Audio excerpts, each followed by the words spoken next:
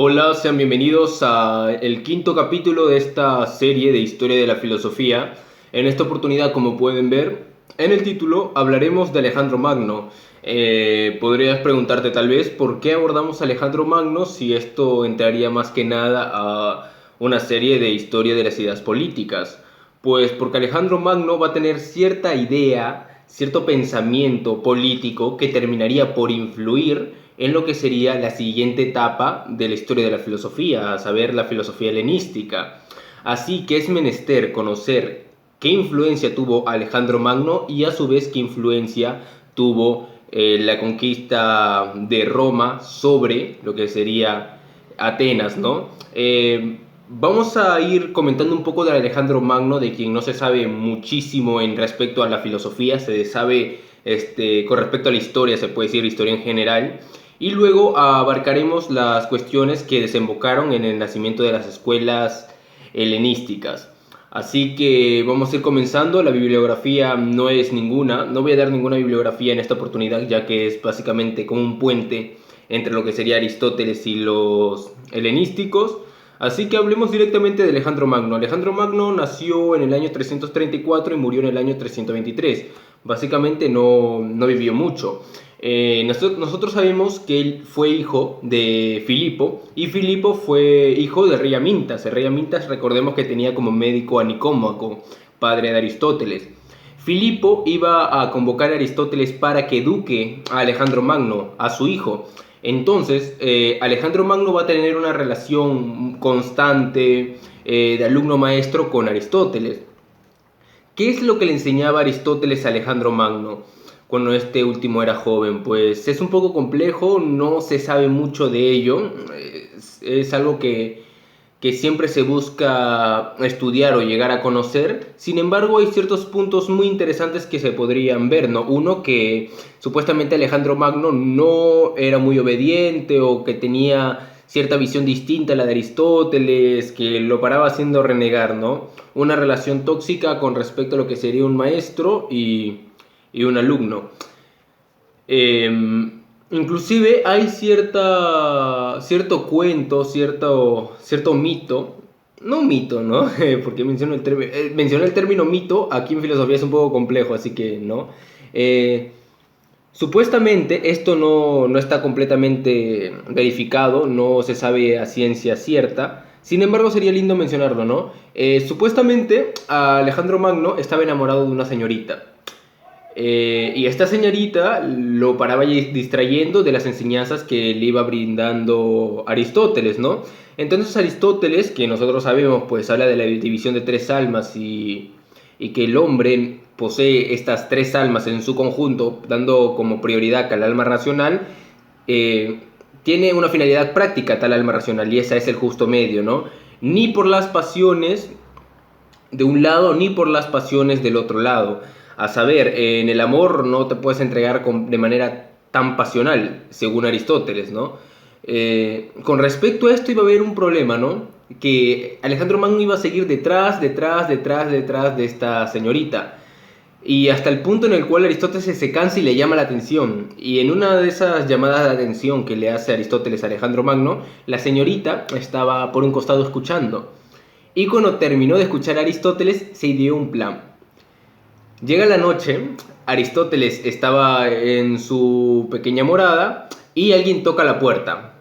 Aristóteles va, abre la puerta y es la señorita que pretendía Alejandro Magno.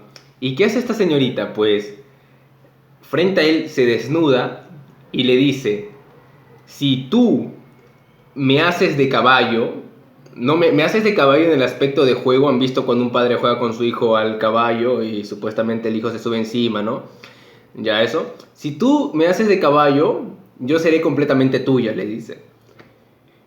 A Aristóteles, al gran Aristóteles. Entonces, ¿qué hace Aristóteles? Pues Aristóteles se pone, se agacha en posición de gateo, la mujer se sube y comienza a caminar.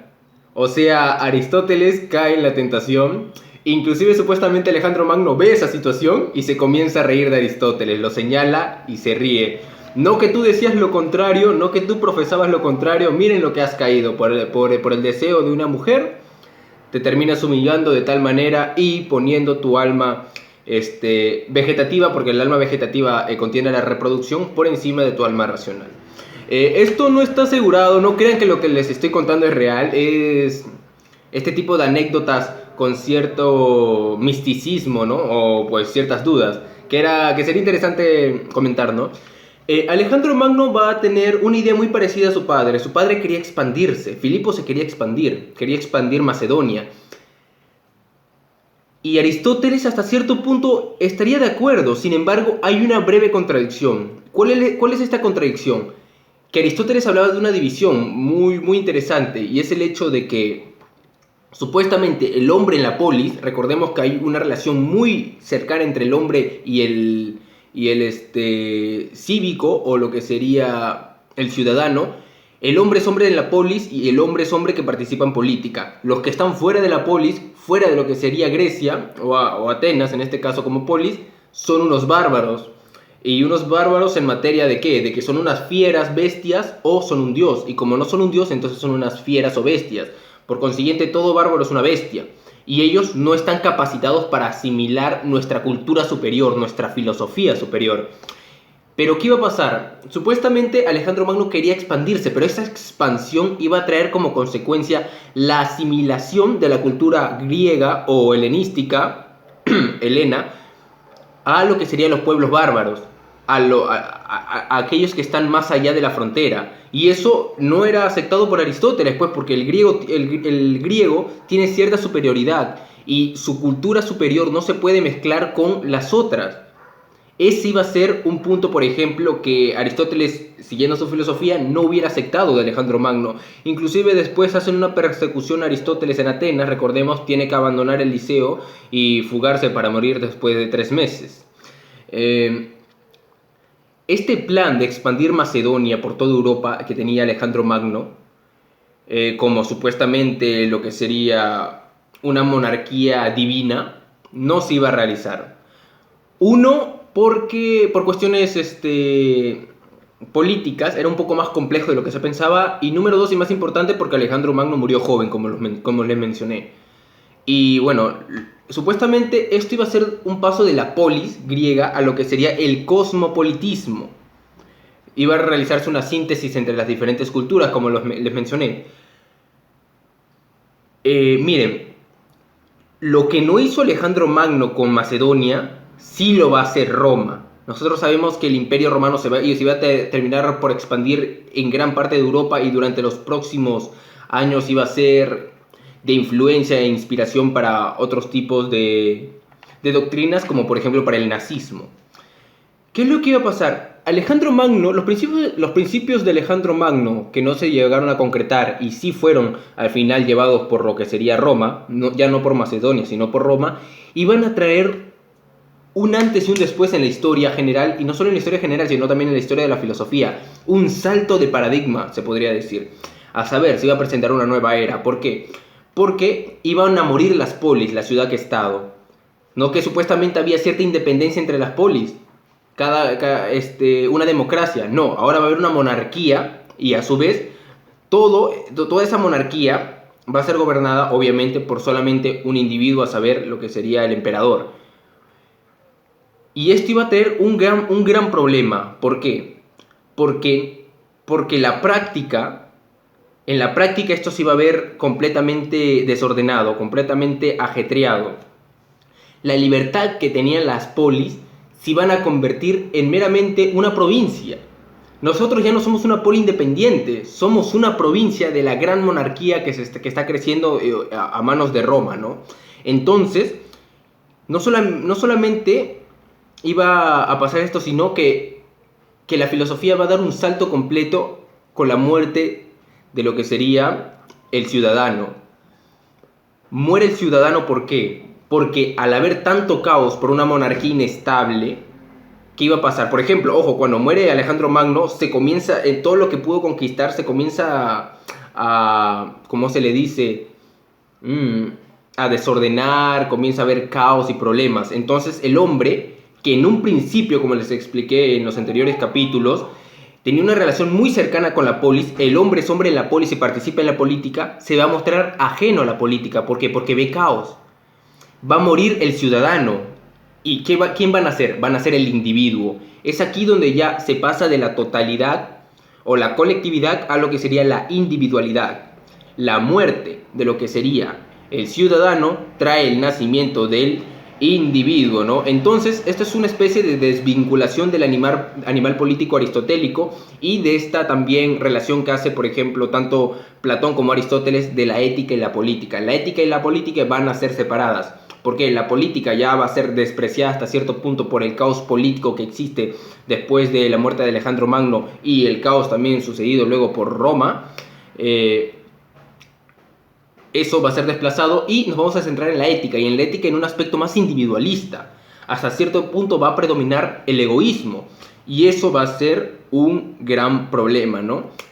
Este salto de paradigma va a romper con muchísimos puntos que les estoy mencionando: la desvinculación de la política y la ética, la muerte del hombre como ser en la polis y el nacimiento del individuo, luego la expansión misma, ¿no? La asimilación. Esto lo tenemos que ir comentando un poco. Por ejemplo, ¿no? Nosotros sabemos que Roma conquista a lo que sería pues Atenas, pero esto es increíble. ¿Sabes por qué? Porque si bien, bueno, no solo Atenas, sino Grecia iba a ser controlado, iba a ser dominado geográfica y políticamente por Roma, Roma va a ser dominada cultural y filosóficamente por Grecia o los helenos.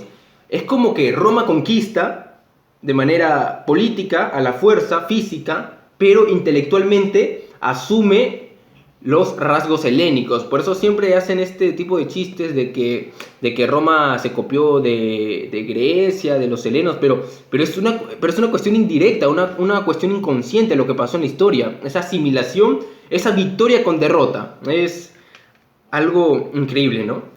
Y esto que iba a dar paso, por ejemplo, el cosmopolitismo iba a dar paso a la eliminación de lo que tenían, por ejemplo, Aristóteles con la superioridad del hombre sobre la mujer, sobre el esclavismo natural, sobre el supuestamente que hay hombres superiores, que es el hombre en la polis y el bárbaro es una bestia, por ejemplo, el sexismo que existía, por ejemplo, en el que el hombre es superior en todo aspecto, como lo veían los griegos antiguos, como en el aspecto de que inclusive en las relaciones sexuales entre los hombres es algo superior, los hombres son más inteligentes y toda esa cosa. También el clasismo, recordemos que Aristóteles está en contra de la democracia porque favorece a los pobres. Hay cierto clasismo, la clase media debe dominar, una aristocracia no solamente económica sino espiritual, o sea, en conocimientos filosóficos y científicos.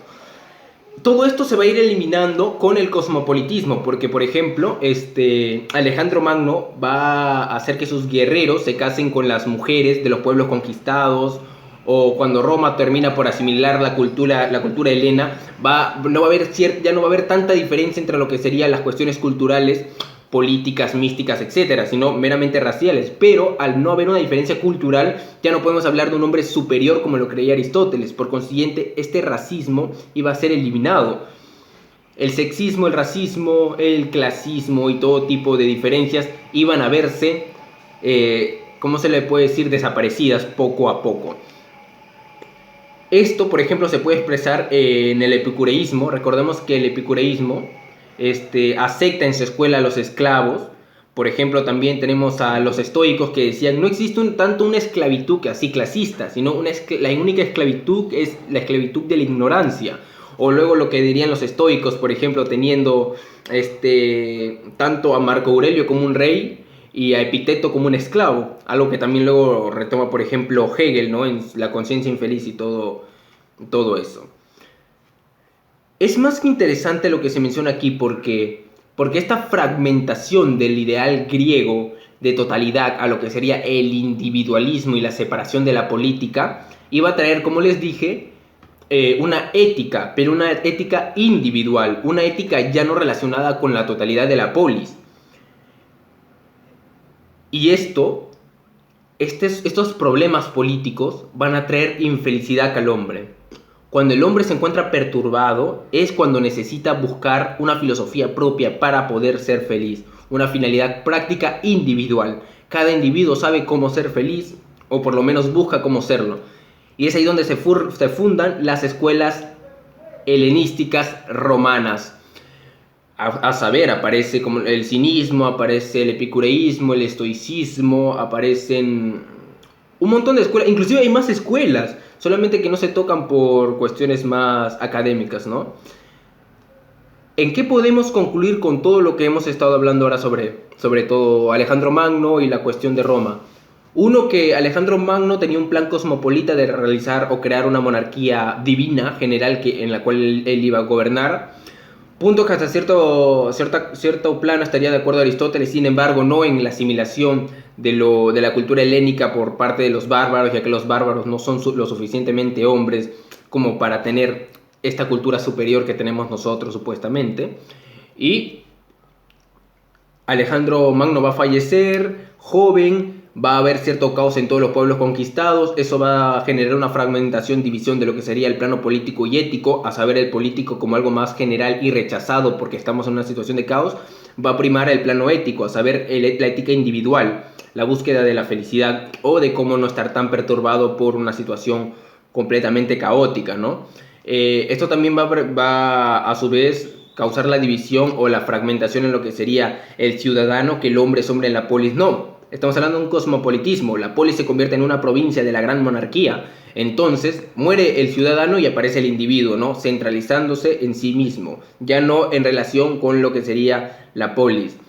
Un momento.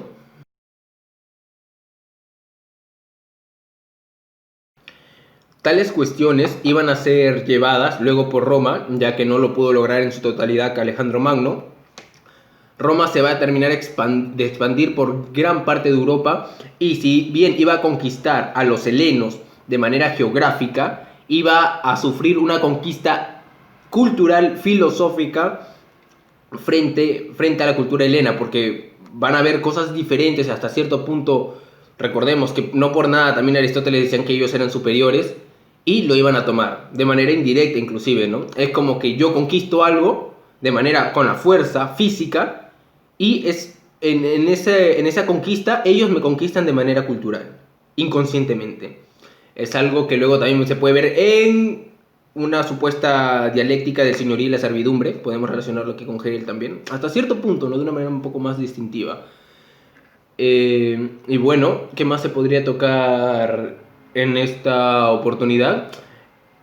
Creo que eso sería todo por el momento. Me parece que se ha tocado los tópicos principales para poder luego hablar de las escuelas helénicas, a saber, principalmente 4. No voy a hablar del neoplatonismo, tal vez sí, voy a estar más o menos pensando en hablar del neoplatonismo, ¿no?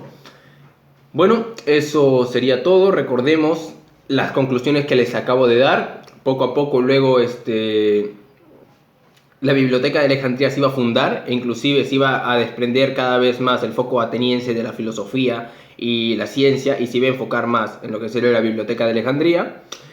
Un punto más, ¿no? Nada más. Eso ha sido todo. Entonces terminamos con Alejandro Magno y lo que sería la expansión de Roma, y damos paso para un 6º capítulo después de lo que sería los cínicos, ¿no? Sin nada más que decir, me despido. Muchísimas gracias por haberme acompañado.